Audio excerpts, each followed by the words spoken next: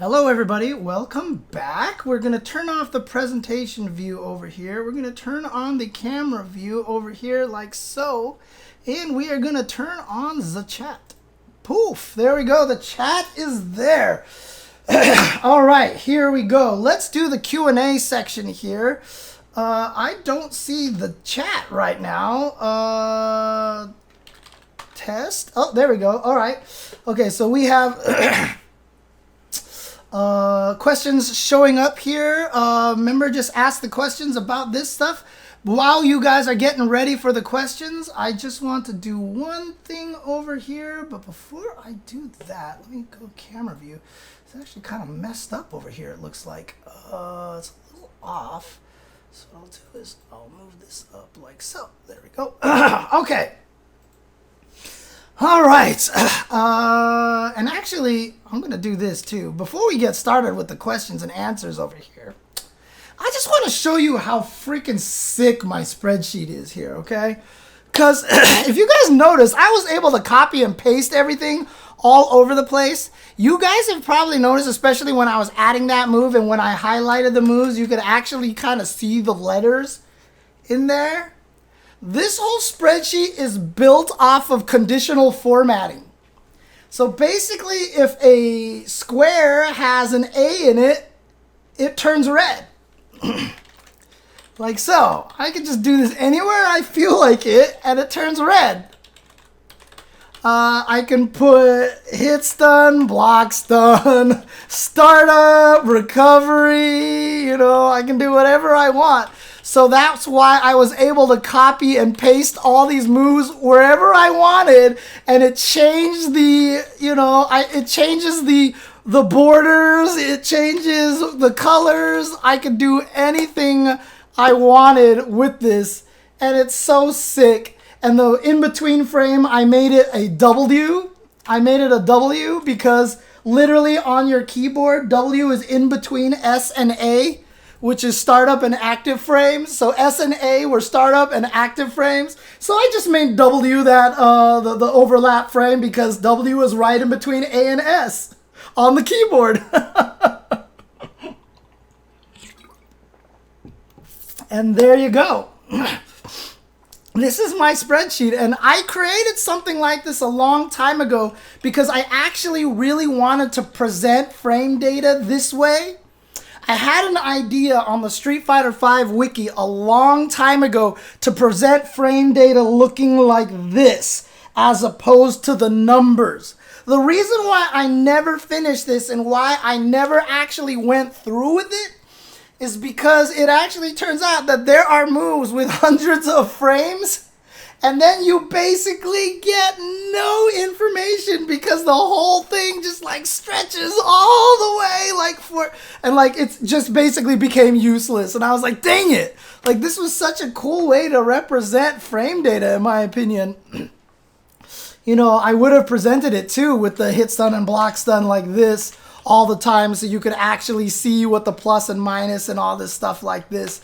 But I love this. I'm so happy with the way that this is designed. So, oh man, I'm so happy with this. Anyways, let's do some questions here. I don't have to keep feeling myself on my Excel spreadsheet skills over here.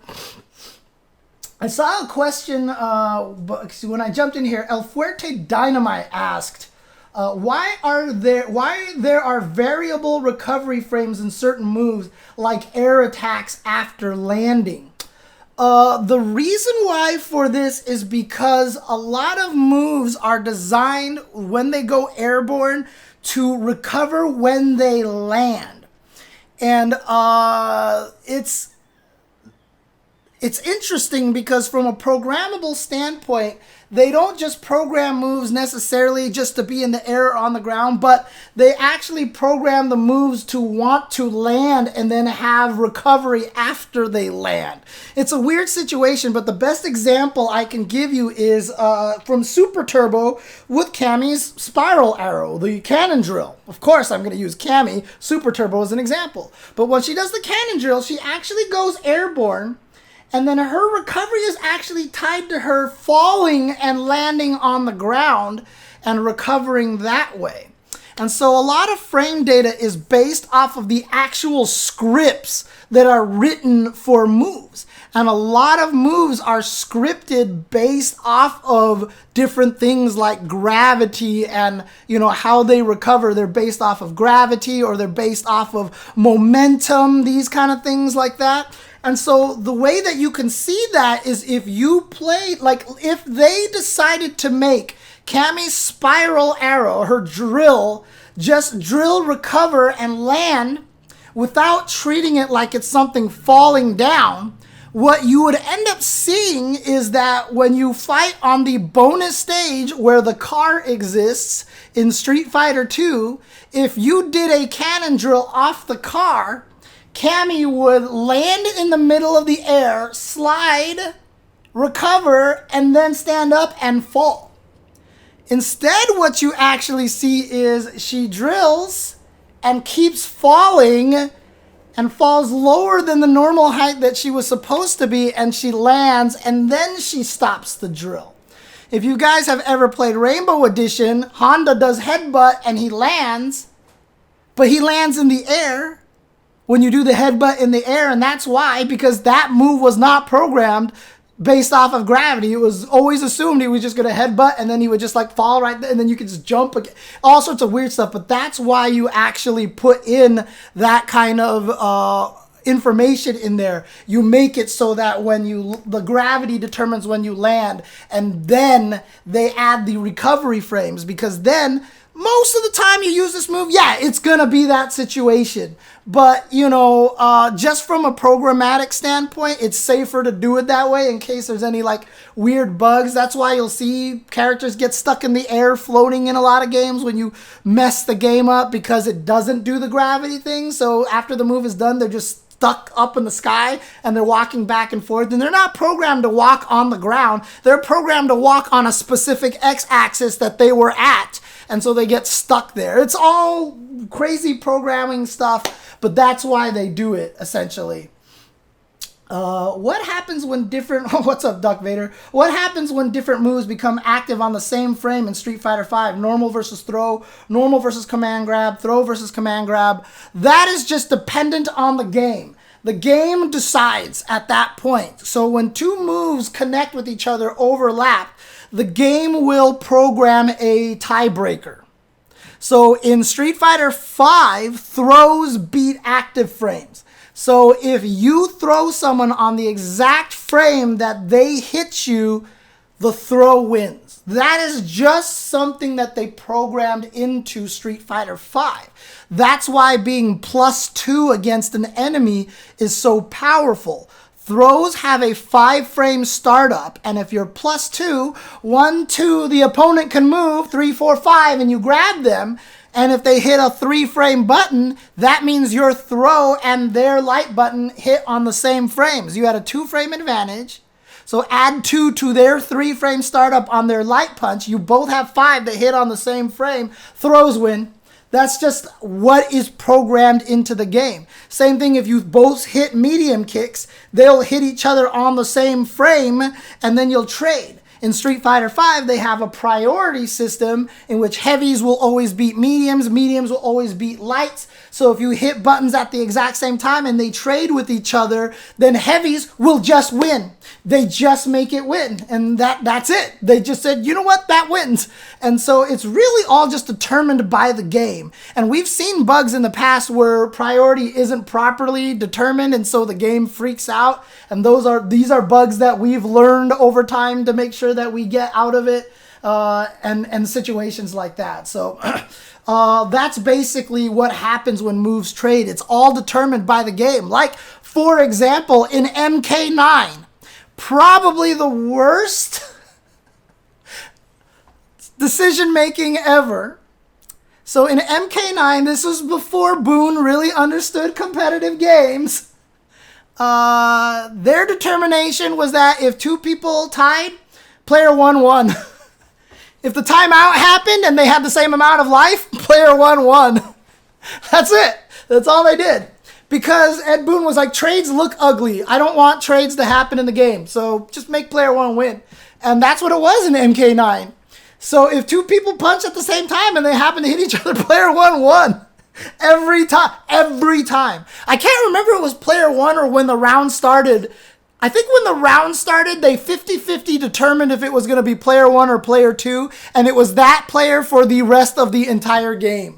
And that's basically what kind of happened. It was either that or it was always player one. I can't remember. But again, when two moves hit each other on their same first active frame, what happens is absolutely just determined by the game. There have been glitches where a command throw will hit on the same frame as a hit, and you'll see what happens is the guy gets hit and the guy who gets command thrown like falls over or like flips and like starts doing weird janky things, or they get stuck upside down or something like that. We've seen crazy bugs like that because the game didn't determine it, and the game screws up because when it gets hit on the same frame as they get thrown, they're supposed to get locked to the opponent in a certain way, but then the opponent reels, and so then the game is like, wait a second, I was supposed to get locked to this guy, so I'll snap over here and then get stuck to this part of this frame, which doesn't exist. Then I'll just put him here, and then they get stuck. You know, things like that. That's basically where a lot of those old school bugs come from. So, you know, over time, people, you know, you hope learn from these things, and so they don't repeat those kind of bugs again.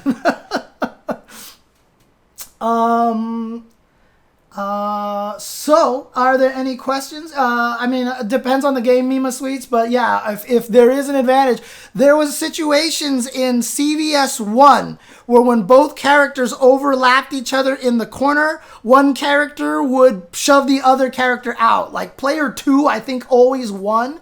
So, everyone wanted to play player 2 in CVS 1 because then Nako could like knock you down in the corner and dash behind you and do a left-right mix-up that player 1 couldn't do. You know, so there was definitely a lot of times where people would fight for sides for those specific reasons because games are glitched and bugged like that. That's just how it was. And now, you know, people have to make a determination. It's crazy. There's all this stuff like that goes on in there. The priority system Grand Blue Fantasy Versus is more interesting. Every move is assigned a level or sometimes multiple levels in different categories, but they're not universal by character. Yes, that is straight up Guilty Gear, Grinning Oni. That is straight up Guilty Gear. Guilty Gear, every move has a category. And you can't get clashes, lightning clashes, unless you have moves of the same category, I believe. But Guilty Gear is basically the exact same way. Like High Fight says in the chat, probably most Arc 6 games do that because they're probably using the same underlying engine. So I would assume most Arc 6 games do that. Street Fighter, the movie, the game, Hitbox. God. Oh, man. Oh, wait, on Twitter recently? Who's putting that up? Jesus, I need to go check that out. Any other questions about frame data, how to use frame data tables, you know, some of the visuals that I presented to you guys, or maybe even like, you know, FrameTrap Tom's hitbox viewer. Here, let me bring up the website for you guys so you know exactly where to find that. FrameTrap Tom. Literally on frametrapped.com.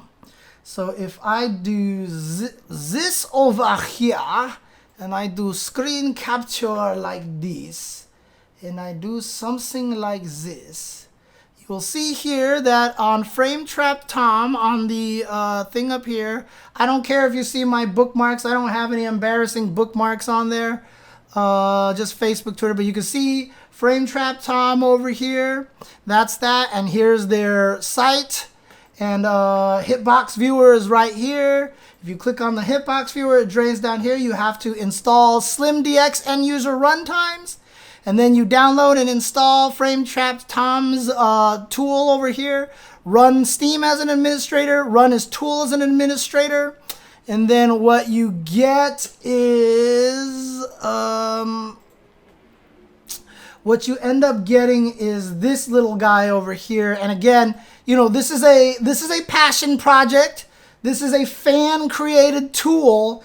So it doesn't have a lot of the features. So when I was using it and trying to advance the frames, I had speed modifier on 0. I had to do plus minus to advance the frame, which is why I kept messing that up, because I'm looking at my screen over here and going back and forth. I asked him if he had any sort of keyboard shortcuts. He said he did not, but these are things that he's considering adding now. He wants to talk to me about features for this tool to make cool things happen. But yeah, FrameTrap, you can also follow him on Twitter. Thank you, Philomath Shadow, for putting that link in the chat as well. But obviously, super valuable member of the fighting game community. One of the original guys doing this really great stuff and custom made tools for a lot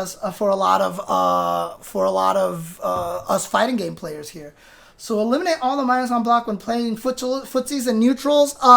You basically want to not do minus as much as possible, because you always are giving your opponent the advantage. But sometimes you can't help it. A character like Lucia is going to spend 50% of her match making herself -4.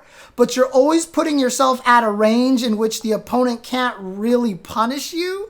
But they will always have the advantage if they have moves that can reach far enough.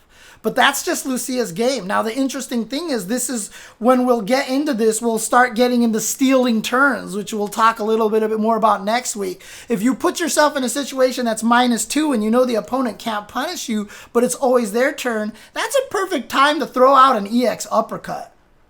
Because everyone knows that if everyone played by the exact logic every single time you're -2, the opponent would always hit the fastest button that exists, and you would block it, and then you would just repeat that situation over and over and over again. But everyone wants to cheat. It's like the thief's quandary. No one's going to do the thing so that everybody benefits. Like, everybody wants to cheat. So if you block a move that's -2, instead of poking back and stealing your turn, you're going to try to throw them instead. Because they're going to block, because they know they have to block your fastest move, so you throw instead. Well, if your opponent's like, well, I know he's going to do his fastest move and make me block because it's their turn, I'm going to throw out my invincible move. I'm going to steal my turn. And that's basically how that whole mind game would work. So in general, you do want to put yourself minus as rarely as possible, but there are a lot of situations where you can't help it and you can't control it, and it's what you just have to do. Right, so like, for example, let's say you're Laura and you're really just trying to fish to kill them with a combo. You go low, crouching medium kick into light elbow. You're -2 on block, you're safe. You don't want to do that all day. If you're putting yourself -2 right next to the opponent over and over and over again, you will die. But every once in a while, if you're just fishing for it to make the opponent honest so that you make sure they crouch from time to time, because if they have the freedom to walk back and forth, they're more powerful. If they're scared getting hit low, they've got to crouch and stop moving every once in a while, and now you have better distancing measurement against them. So if you're Laura, you're just going to walk up and fish with the crouching medium kick into light elbow, show them that they have to low block, even though if they do manage to block it, you're -2. So you do that once, get them into that mindset, and then they'll block a little bit more, they'll crouch a little bit more. So you will put yourself into minus situations on purpose a lot. Hit confirms that go wrong usually or hit confirms that are blocked, and then you go into an option that's safe on block but still minus. You know, there's a lot of reasons why you will end up minus, but being plus is your goal, because that's when you can issue your mix-up. That's where you have the advantage. And so conversely, every time you put yourself minus, that's where the opponent is getting their advantage. Now, if the opponent's not familiar with your character and doesn't know the frame data, they might not even know they have the advantage. Like, what if you just thought Ed's Psycho Flicker was plus? Like, what if you were just scared? Like, after you blocked it, you hit a 6-frame button, he hit a 3-frame button, and he beats you. Because that's the math, because it's -2, he did a 3-frame button, so it's 5 frames for that button. You did a 6-frame button, you get hit. And you get hit by Ed's jab or light kick after he does a Psycho Flicker, and you're like, oh my god, he's plus. And now every time he Psycho Flickers you, you do nothing. then he can just be like, well, I'm just going to cycle flicker all day because he doesn't know. But that's where looking up frame data helps you, because now you'll be able to look at it and be like, oh God, it is -2. It's my turn. I should always be able to do something. If you block Honda heavy hands, hit a button, he's -2. If you block his medium or light hands, he's plus. Don't hit a button. You know, these are the kind of things that, you know, Hondas will do. A lot of times they'll fish with heavy hands just to get in there. It goes the farthest. And a lot of times he can get away with little cheeky frame traps afterwards and things because it puts him at safe distances and stuff. So yes, you do want to avoid putting yourself minus as much as possible, but if you use that as a hard, fast rule, you will have no success in the fighting game. Again, I said this in one of the very first episodes, is there's no right answers in fighting games. Because if you think about it, if nobody ever does this option, which counters this option, so everybody starts doing this option as much as possible, then this bad option becomes a great option. So now all of a sudden, this terrible option, which was the wrong answer a long time ago, becomes the right answer because it counters the one thing that's overpowered in the game. So the wrong answer became a right answer. There's never any sort of like hard, fast rule in fighting games. Everything will change on a dime based on the person you play and the trends the entire game takes. There was a great example that LA Akira, Gerald Abraham, likes to tell about an Akira player in one of the Virtua Fighter games. There was a move that Akira had where he lunges forward and hits with an elbow, super negative on block, super punishable, so nobody used it. And then this guy came out of nowhere and used it like on everybody, and nobody was expecting it, and he murdered everybody with this move because everyone was like, no one's going to use this move. And then he bam, bam, bam. He hit everybody in these situations that nobody was expecting it anymore. So the right answer was not to use that move, but because that was so the right answer, using the move became the right answer for the Akira player. And so now all of a sudden it wasn't a wrong answer anymore. And this is the nature of fighting games. Nothing is ever a right answer. It's just, it changes all the time as time keeps going. So it's very, very interesting. Yes, High Fight is right about that. I did hint at that. Distance and options that opponent has after plus or minus frames really change a lot of things. That's why Lucia can do the burn kick, because you do burn kicks at ranges where she's -4, she's punishable, but she can't be punished by like 100% of the cast unless they have a 3-frame super that just hits really far, really fast. For the most part, it's safe against everything.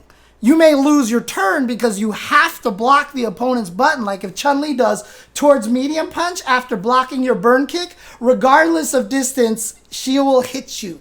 And you do not have anything that can beat that except for an EX uppercut. So again, I can try to steal my turn with an EX uppercut, but we all know the risks of throwing out EX uppercuts in that situation. Having said that, how many times have I won matches because I EX uppercut after my burn kick? A lot. Because you just read the situation. You burn kick a bunch of time, you see key moment, as I mentioned at the end of that stream, key moment after the burn kick, you see what the opponent does. I fought an Alex that every time I light burn kick, crouching medium punch, burn kick, crouching medium punch, burn kick, crouching medium punch. I had to block the crouching medium punch, but then finally at one point in time at the end of the round, I was like, okay, guaranteed win, light burn kick, crouching EX uppercut, and I won. I then proceeded to lose to the Alex afterwards because I never beat Alex, by the way, but that's a different story altogether. Oh no, frame data doesn't help fighting Honda at all. You have to study all the situations they have. You have to study everything about it. Hate that character. Hate that character still. High Fight, I still hate that character with a passion. I still cannot kill that character. But I do believe it is a bad matchup. On the Lucia Discord, everybody talks about that matchup. Everybody talks about that matchup. Like, goddamn, this matchup sucks so badly. Everybody hates that matchup. It's, God, what a terrible matchup. That's funny. You say that, Hi-Fi. I actually don't see it that often. I don't see it, but I guess in the Japanese scene, the Japanese players must understand how messed up that character is more than a lot of other people. I was complaining about him. I was like, all right, sorry, scrub quotes here, but Honda's brain dead and he's whatever, blah, blah, blah. And then Phenom came in and responded to my tweet and is like, that's not a scrubby opinion. That's absolutely true. And I was like, yes, top player Phenom agrees with me.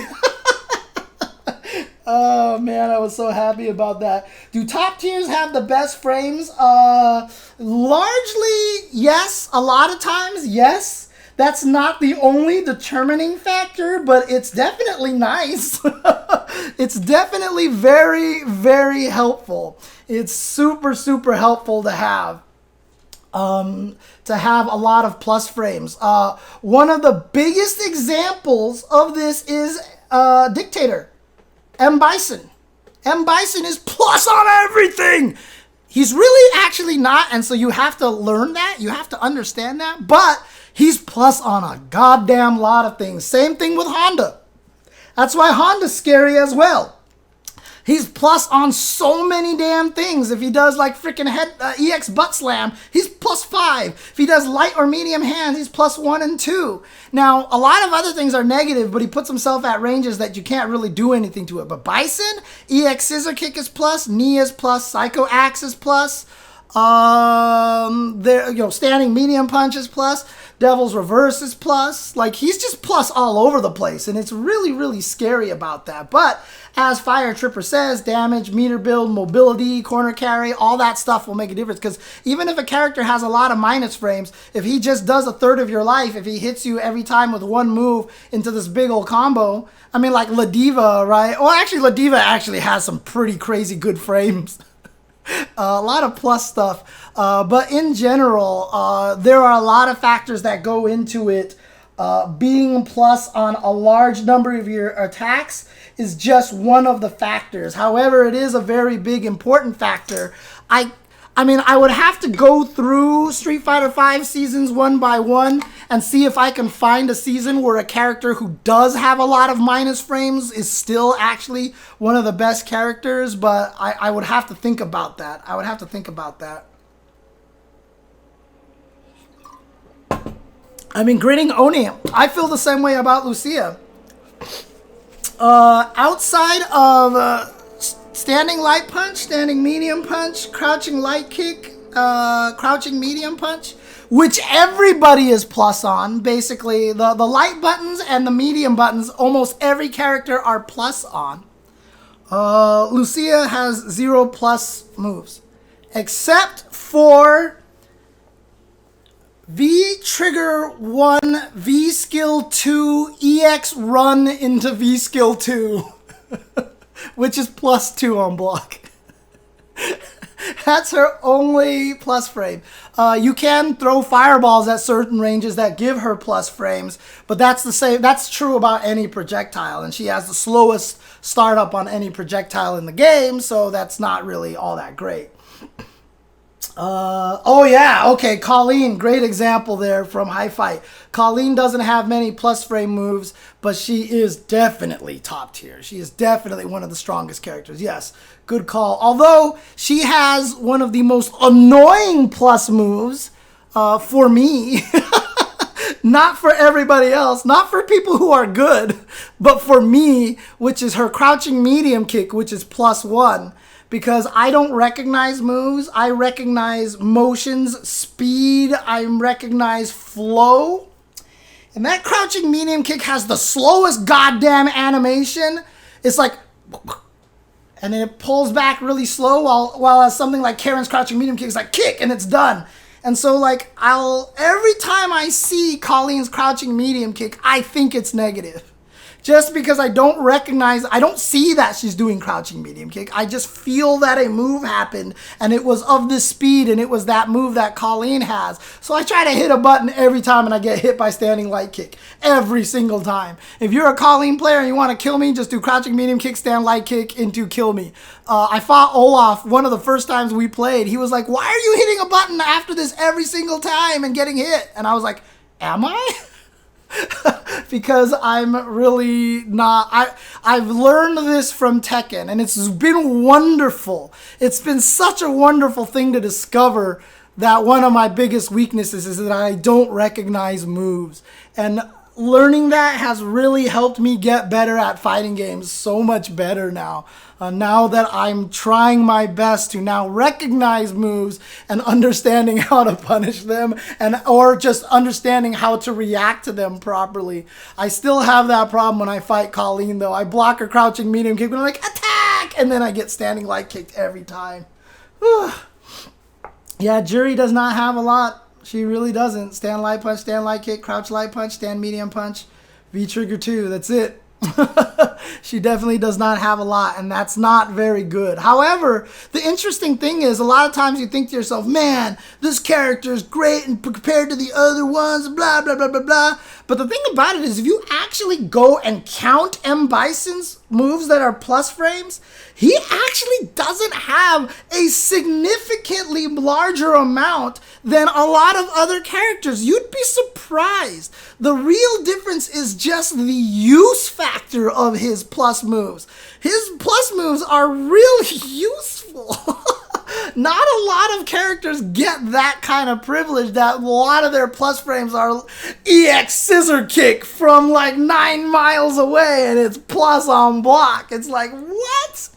You know, not a lot of characters get that kind of privilege. So that's the whole situation there. Sup, Ted? But definitely Jury probably has one of the least amount in the game. But there you go. That's how. Any other questions on frame data? Any other questions? I don't know if you were in here earlier, Hi-Fi. I don't know if you saw my awesome spreadsheet. I'm so proud of my spreadsheet. I'm super proud of my spreadsheet. Yeah, Bison with meter is scary, but here's the thing, right? And again, this is key situations, right? Key moments. I talked about this before. Bison is plus after EX scissor kick. He can't throw you. He can't throw you at that range. That's really important. Now, he can take a micro step and he can definitely throw you. He can definitely throw you if you're scared. But the thing is, you know then if he wants to throw you, he has to take half a step. And because if he has to take half a step, then you can actually try to counter poke him, and that's where the mind game shows up. So now, if you block every time after scissor kick, then you can predict when he wants to throw you and hit a button. You know, in a situation like Lucia, where if I hit you with crouching heavy punch into medium burn kick, I can throw you right there. And so that mix-up is really, really annoying. And so you have to deal with that right away. So you have to make that guess right away. And you can't even hit a button to stop the throw. And so, you know, this is what I mean by key moments and situations, especially in a game like Street Fighter. You have to know the situations and what the possible results are so that you can actually fight against it properly. Tamisha's frame data is like the one thing I've grasped with fighting games, probably because of decent math. Yeah, if you're a very scientific person and you look at the frame data stuff as numbers and you're good at math, it all makes sense. You're like, oh, media attack, I hit later, it comes up over here, easy. But that's why I switched everything to the blocks, to the colors, because I know that numbers are hard for a lot of people. So I really, really wanted to show everything in that really visual form. And I really hope that helped a lot of people. And again, I'm a math person, but one of my best skills as a teacher is that I understand when things that I understand that are easy are hard for other people to understand. And as a result, I actually understand that when other people find things easy to learn, it's still possible for me to find very hard to learn. And that's a very powerful tool to have as a teacher. So as a result, I made sure to create that spreadsheet to teach frame data in a completely different way as opposed to numbers. I really wanted people to see it, and it all makes sense that way.